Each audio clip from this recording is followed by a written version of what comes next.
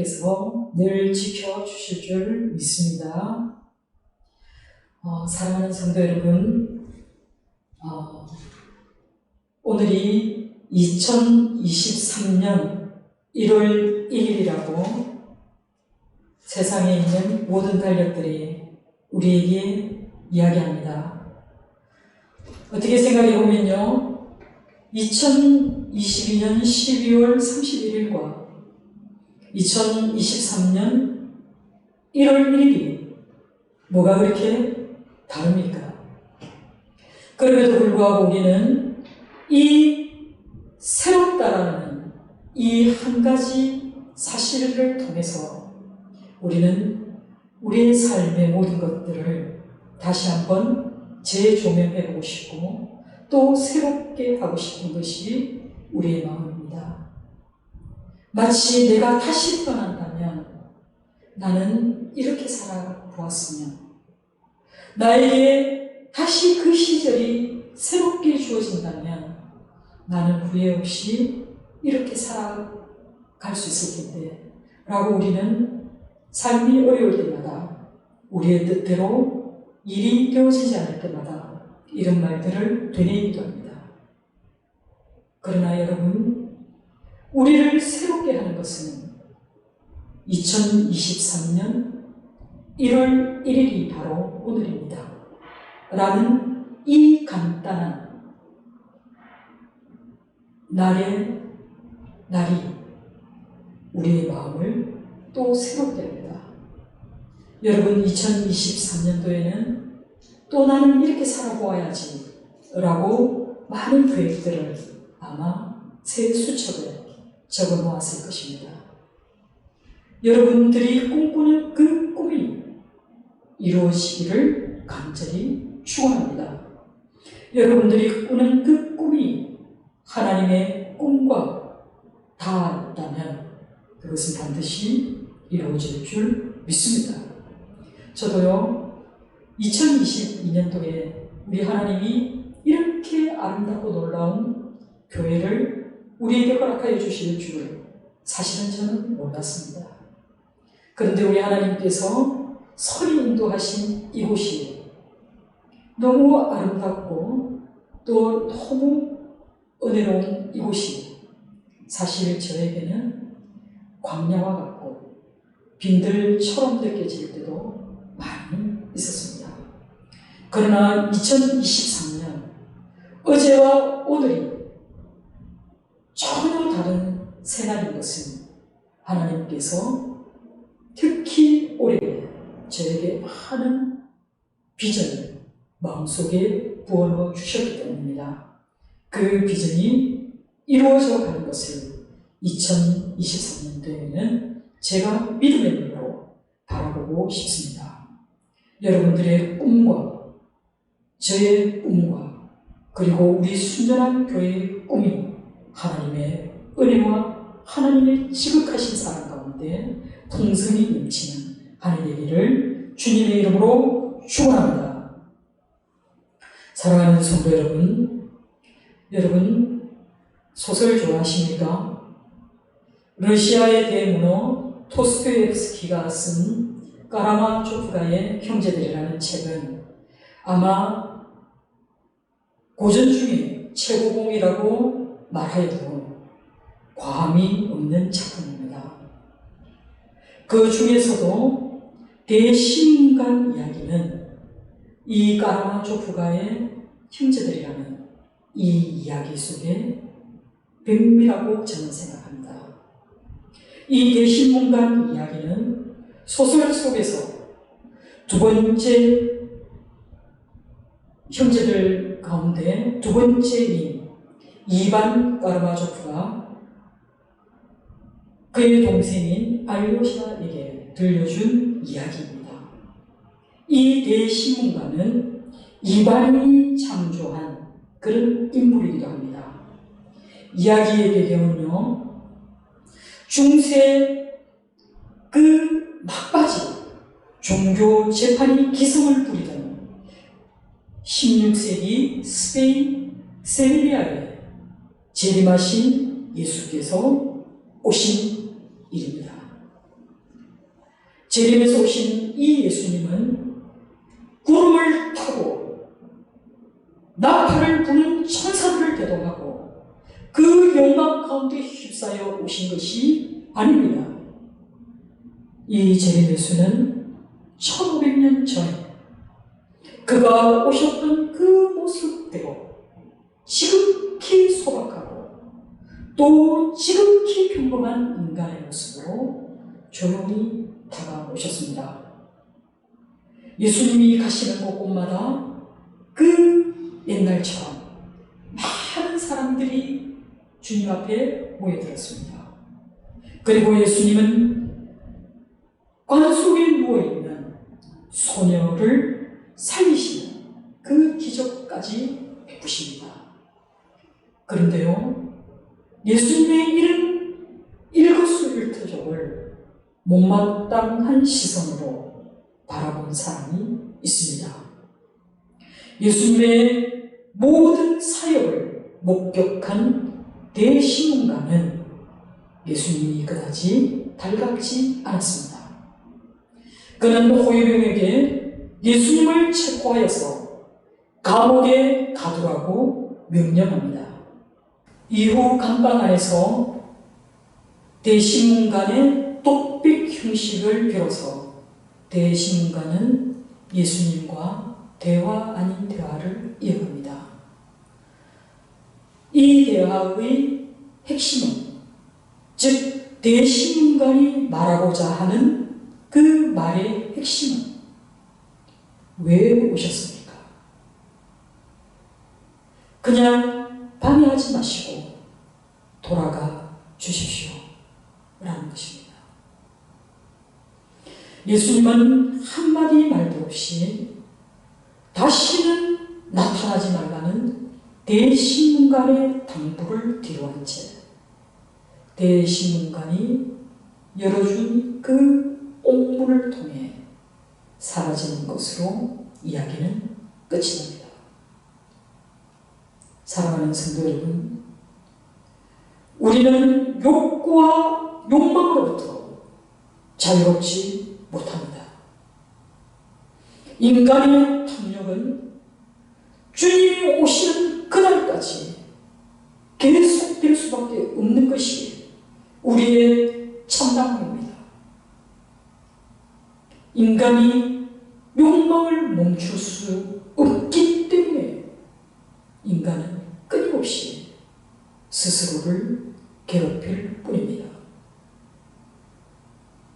이 영원한 시험대에서 잠깐 왔다가는 우리 존재, 어쩌면 역사의 1.1획도 거울 수 없는 그런 보잘것없는 인생들이 바로 우리입니다.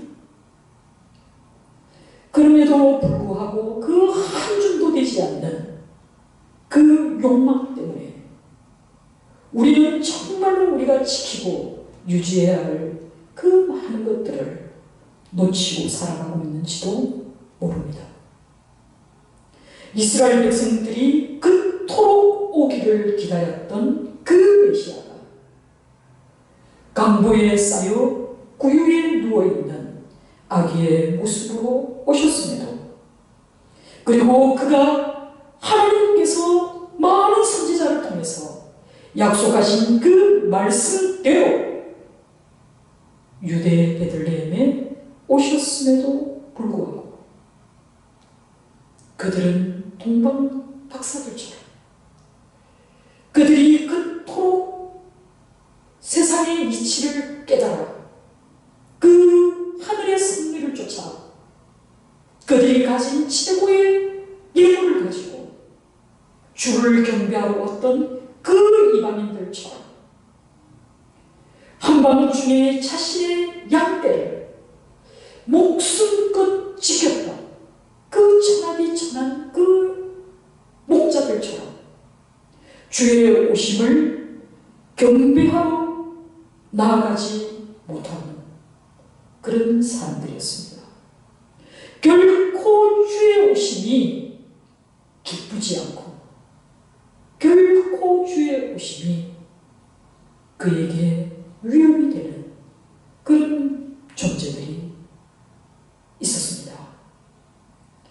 주의 오심이 오히려 자신의 기반, 자신이 세상에서 누리는 이 모든 기득권을 위협하는 것으로 인식하여서 그들은 악의 예수께 경배하기보다는 오히려 소동을 일으키고 또 치밀한 계산에서 엄청난 모략을 꾸며냈던 사람들이 바로 세상의 권력자, 세상의 유력한 자, 부패한 종교 지도자들이었습니다.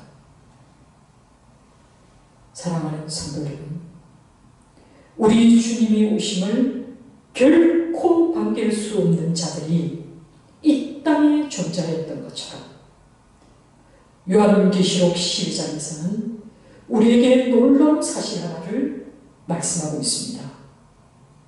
요한계시록 12장은 안드로메다보다 더 먼 곳에서 천사들의 시각에서 바라본 성탄절을 우리에게 전해주고 있습니다.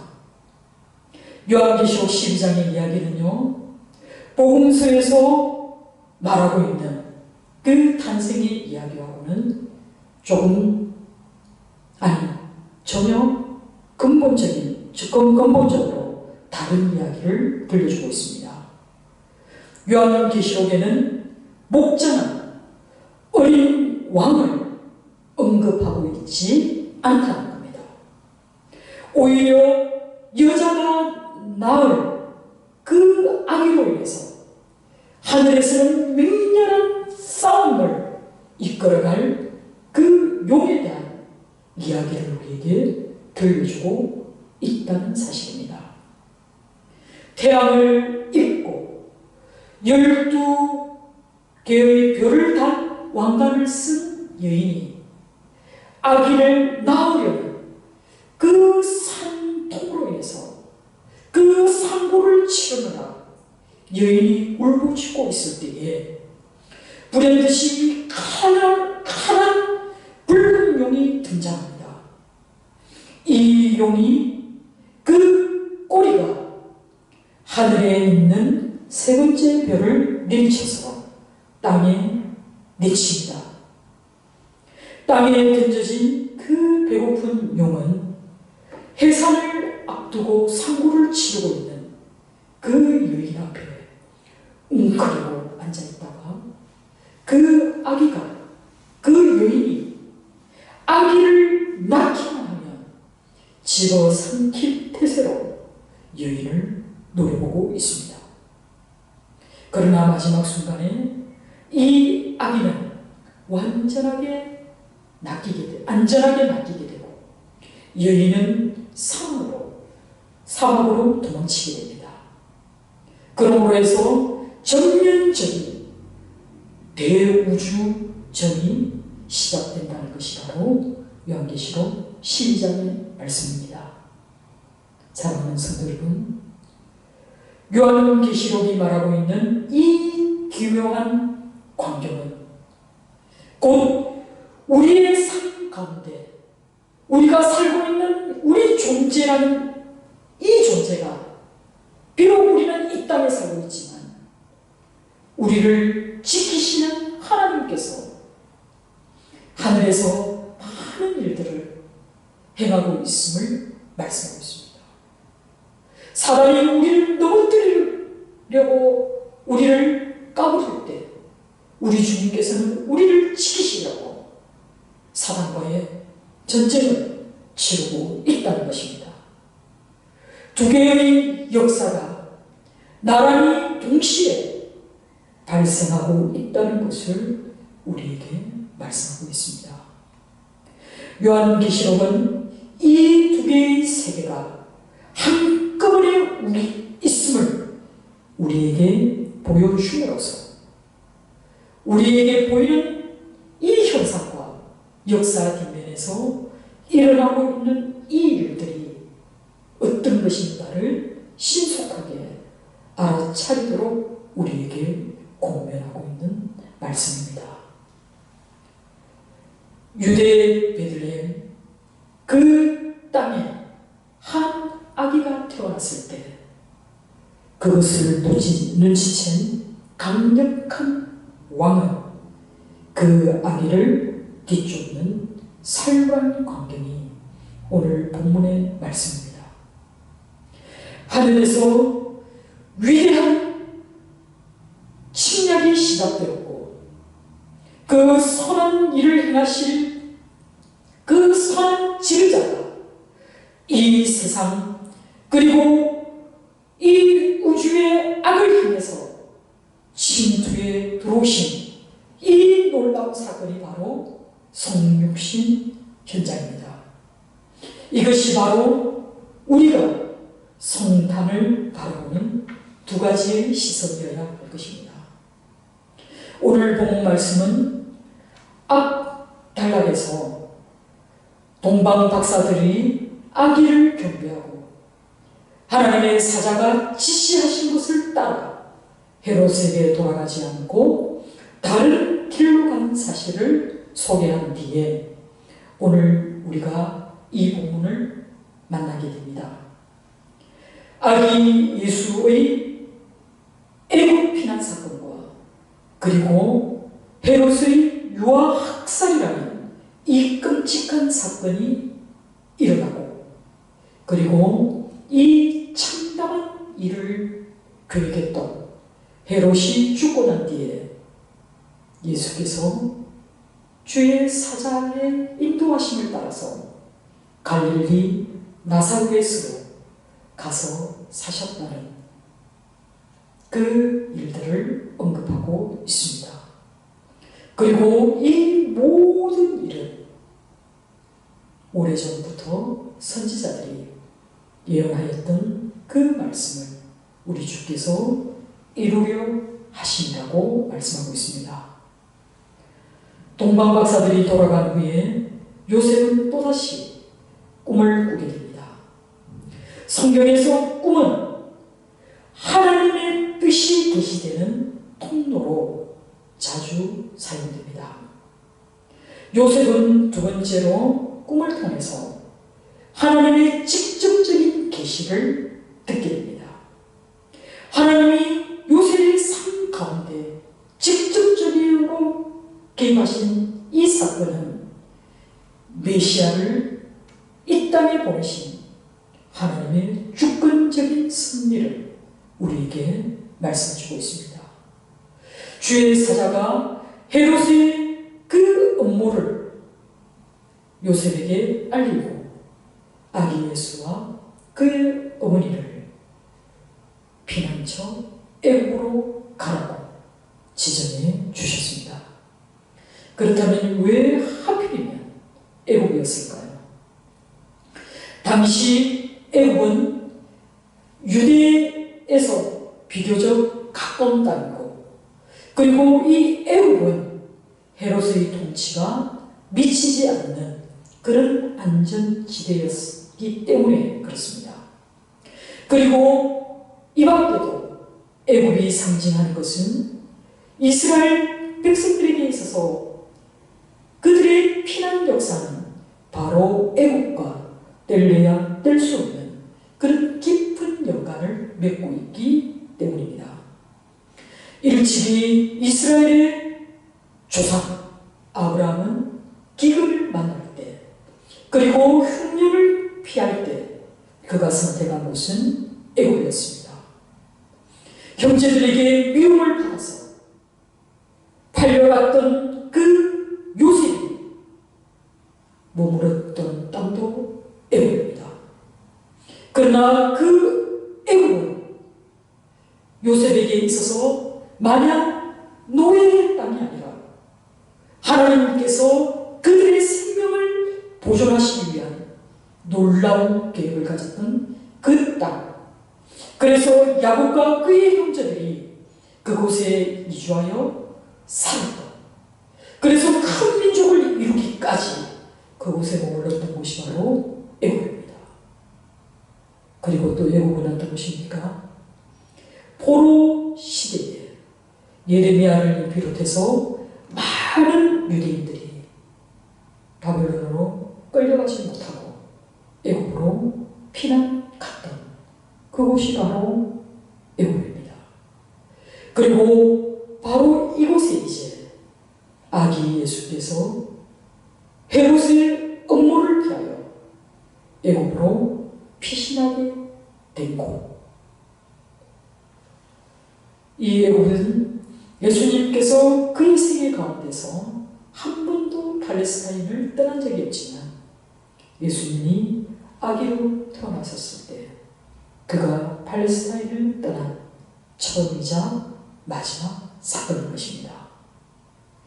유대인의 왕으로 태어나신 이가 그 땅이 안전하지 못하여서 이방인의 땅인 애굽으로 가서 살아야 했다는 것은 실로 비극적인 일이 아닐 수 없습니다. 예수님이 애굽으로 피신한 이 사건을 사실은 마태복음에만 기록되어 있는데요. 마태가 이 이야기를 통해서 예수님이 바로 우리 조상들의 그 고난의 역사 속에 우리 주님이 함께 하시고 또 우리 주께서 그것을 온몸에 짊어지시고 계심을 드러내고 싶었던 것이 마태의 마음입니다. 주의 사자가 명령하였을 때 요셉의 반응을 주목해 보시기 바랍니다. 그가 꿈에서 깨어난 즉시 그는 하나님의 지시에 순종하기 위해서 일어났습니다. 그리고 밤에 아기와 그의 어머니를 데리고 애굽으로 떠났다라고 기록하고 있습니다. 그리고 헤롯이 죽을 때까지 애굽에 머물렀던 이유는 바로 선지자를 통해서 하나님께서 하신 말씀, 곧 애굽으로부터 내 아들을 불렀다라는 호세아 11장 1절의 말씀을 이루시기 위함이라고 마태는 말합니다. 16절에 보면요, 이에 헤롯이 박사들에게 속은 줄 알고 심히 노하였다 라고 기록하고 있습니다. 여기서 속이다라는 엠파이조라는 이 말은 조롱하다, 기만하다, 놀리다 이런 뜻입니다. 동방 박사들이 하나님의 지시를 받아서 헤롯에게로 가지 않고 자기 고향으로 돌아간 이 사실을 안 헤롯이 동방 박사들이 자기를 기만하고 조롱하였다라고 생각한 것입니다. 그 일기 이방인들이 감히 내 헤롯을 속였다라고 스스로 생각했습니다. 그러나 사실 이 박사들이 의도적으로 헤롯을 속이거나 조롱한 것이 아닙니다. 오히려 헤롯은 자기의 괴락에 자기가 빠져든 것입니다. 그럼에도 불구하고 헤롯은 스스로 기만당했다고 여겼다는 이것을 통해서 우리는 악인들의 추악한 속성을 보게 됩니다. 그리고 2살부터 그 아래, 즉 2살 이하의 아이들을 치밀하게 계산해서 헤롯은 그들을 실수 없이 철저하게 죽일 것을 명령합니다. 사랑하는 성도 여러분, 이 그림은요, 예수님 당시에 베들레헴의 영아 학살을 그린 그림입니다. 이 그림을 그린 사람은요, 네덜란드의 화가 파울 루벤스입니다. 유대인의 왕으로 나신 아기가 어디에 계시냐? 라는 이 간단한 질문이 상상할 수 없을 만큼의 죽음을 몰고 왔습니다. 여러분 모니터 화면에 보시면 오른쪽에 웬 남자가 번쩍 들고 있는 저것이 바로 아기입니다. 아기를 내동댕이치기 위해서 그가 아기를 들어 올렸을 때 그 주변에 그 모퉁이의 어머니의 모습을 보시기 바랍니다. 그리고 중간쯤에 아기를 빼앗으려고 하는 그 남자의 얼굴을 핥히고 있는 어머니와 그 아기를 보호하려는 할머니가 그 칼을 맨손으로 잡고 있는 이 참담한 광경을 보시기 바랍니다. 그리고 발 아래 이미 죽은 아이들을 보시기 바랍니다. 그리고 이탈리아의 기도렌이라는 화가는 또 이 그림을 그려냅니다. 이 그림 속에 아기를 보호하려는 그 어미, 그러나 그 어미의 머리채를 잡아채며 죽이려 드는 이 광기어린 사륙의 남자, 그러나 중간에 이미 죽은 아이의 영혼을 하나님께 부탁하는 이 어머니의 절규어린 모습을 보시기 바랍니다. 그리고 하늘의 천사가 무언가를 나눠주고 있는데요. 이것은 바로 종려나무 가지입니다. 이것은 순교자들에게 주어지는 상징적인 표시입니다. 이렇게 영화 살인 현장에서 우리는 감히 상상할 수도 없는 이런 끔찍한 광경을 목도하게 됩니다.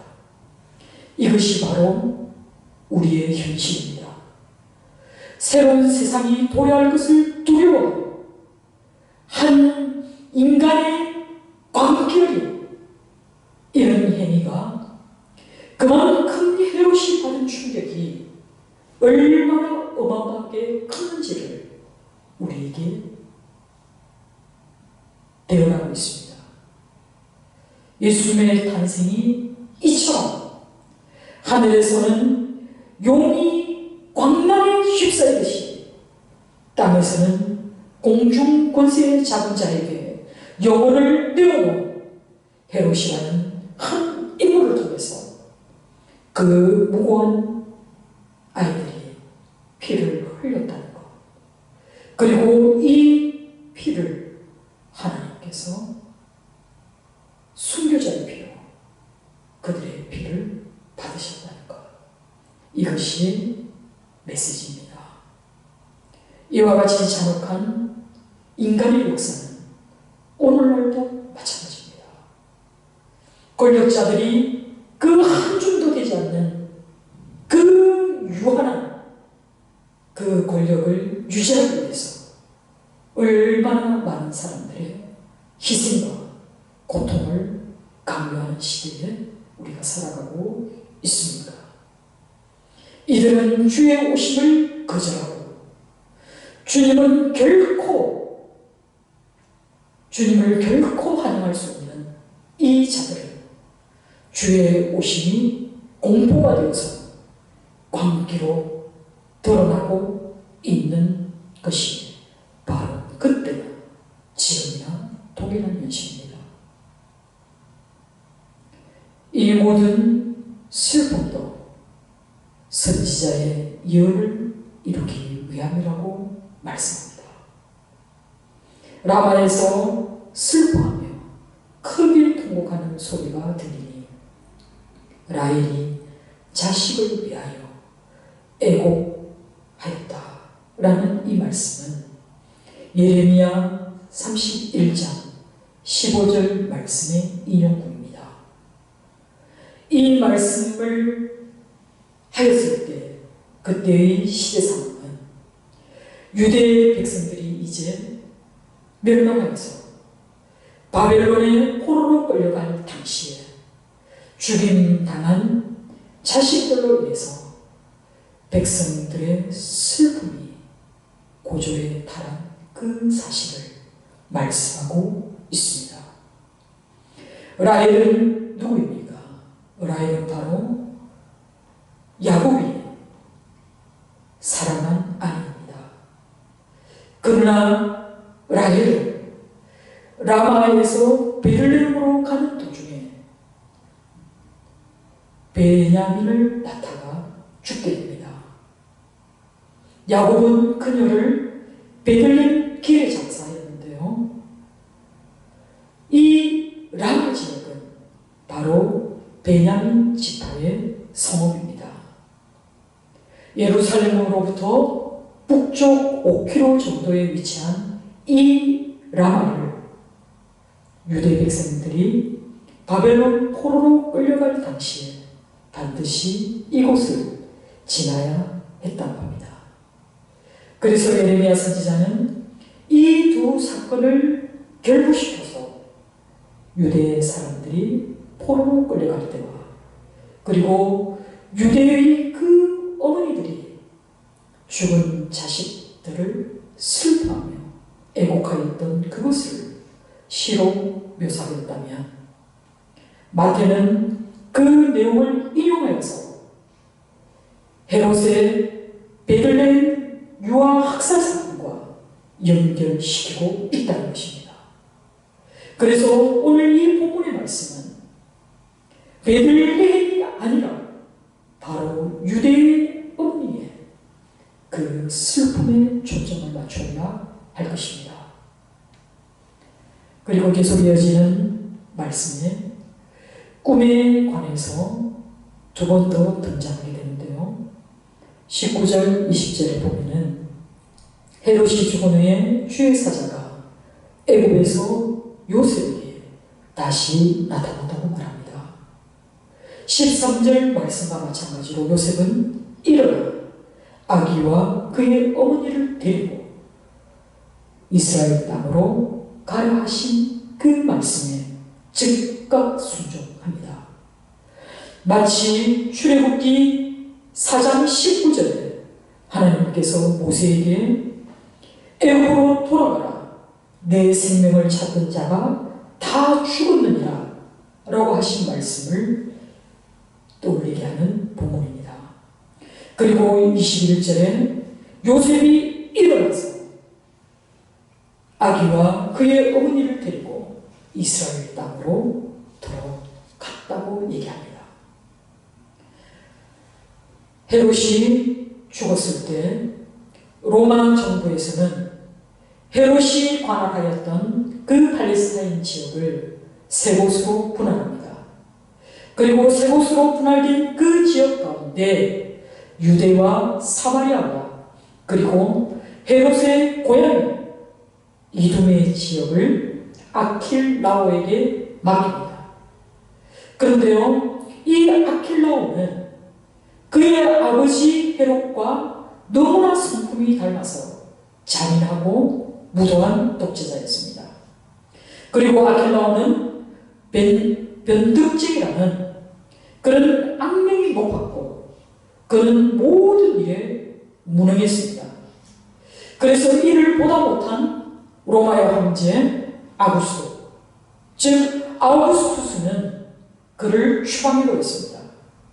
그리고 그를 추방한 이후에는 이 유대 지역에 로마가 직접 통치하는 총독을 파견하여 통치하게 하였다는 것입니다. 이것이 역사가 말하는 유대 통치입니다. 요셉이 이렇게 잔인한 아킬라오가 지배하는 유대 땅으로 들어가기를 꺼려하니까 또다시 주의 사자가 현몽하여서 갈릴리 지방으로 갈 것을 명령합니다. 당시의 갈릴리 지방은요, 분봉왕 헤롯 안디바가 당시에 그 지역을 통치하였는데 이 헤롯 안디바는 그래도 헤롯의 세 아들 가운데서 제일 온순한 성품의 사람이었다고 얘기합니다. 그렇기 때문에 예수님과 예수님의 가족은 비교적 이곳 갈릴리에서 안전하게 지낼 수 있었는데요. 그런데 예수님이 가서 사신 곳이 나사렛이라고 성경은 기록합니다. 이 나사렛은 갈릴리 북방을 담당하던 로마 부대가 주둔하였던 그런 지역입니다. 그래서 나사렛에서 대부분에 있는 유대인들이 오히려 로마인들과 아주 잘 어울리게 되었기 때문에 대부분의 유대인들은 이 갈릴리 나사렛 사람들을 회색 분자라고 시고했습니다. 그리고 대부분의 유대인들은 그곳 나사렛과 별로 상관없이 그렇게 살았습니다. 그래서 요한복음 1장 46절에 요셉과 그 가족이 이 나사렛에 정착한 이래로 메시아가 나사렛에서 나타나는 이 사실을 사람들은 오히려 멸시와 조롱거리로 삼았습니다. 성경에서 나사렛 예수, 또 나사렛 예수를 따르는 무리라는 이 말은 상당한 경멸의 의미를 담고 있는 표현이라고 마태복음 21장과 요한복음 18장에서 우리는 확인할 수 있습니다. 사랑하는 성도 여러분, 오늘은 2023년 새해 첫날입니다. 그리고 성탄 후 처음 맞이하는 주일입니다. 오늘 우리가 이 본문의 말씀을 통해서 주의 백성이라도 또 메시아 되신 우리 주님도 이 땅에서 이 악한 무리들의 그가 무도한 일을 만날 수밖에 없었고 또 그 만남을 통해서 우리 하나님의 보호하시는 손길을 늘 경험하고 사셨다는 것을 알게 됩니다. 사랑하는 성도 여러분, 올 한 해도 우리에게는 분명히 녹록하지 못한 날들이 있을 것입니다. 우리가 주님을 믿는다고 해서 우리의 삶이 늘 순탄한 것은 아닙니다. 그러나 우리가 시험과 환난 가운데 있다 할지라도 우리 하나님께서 우리가 시험을 당할 때에 마땅히 피할 길을 열어주시고 또 우리가 반드시 감당할 수 있도록 지혜와 능력을 더하여 주실 것이기 때문에 우리는 올 한 해도 염려할 필요 없이 온전하신 하나님을 의지하며 살아가는 한 해가 되기를 주님의 이름으로 축원합니다. 세상에 아무리 악이 허망한다 할지라도 그리고 불의한 자들이 오히려 더 득세하고 더 잘나 보인다 할지라도 공의로우신 하나님, 불의를 용납하시지 않은 하나님께서 반드시 심판하실 것을 확신하며 나갈 때 우리는 하나님 안에서 늘 승리한 삶을 경험하게 될 줄 믿습니다. 그렇기 때문에 우리는 시편 37편 7절의 말씀처럼 여호와 앞에서 잠잠하고 참고 기다리라.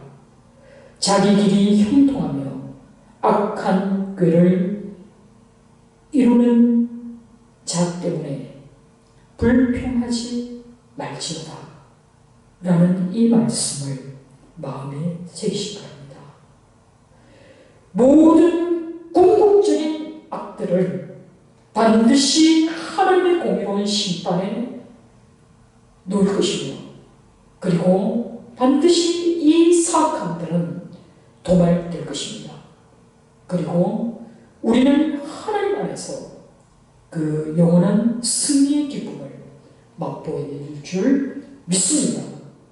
그러기 위해서는 요셉이 주의 인도하심을 따라서 애굽으로 피난할 수도 있었고 또 주의 인도하심을 따라서 요셉이 그 나사렛 그곳에서 무슨 메시아가 나겠느냐라고 했던 그 천대받은 땅에서도 주의 이름을 위해 주의 나라를 위해 살았던 것처럼 주님의 인도하심에 따라서 신실하신 주님에 의지하여 올 한해도 주님의 길을 걷는 저와 여러분 다 되시기를 주님의 이름으로 축원합니다.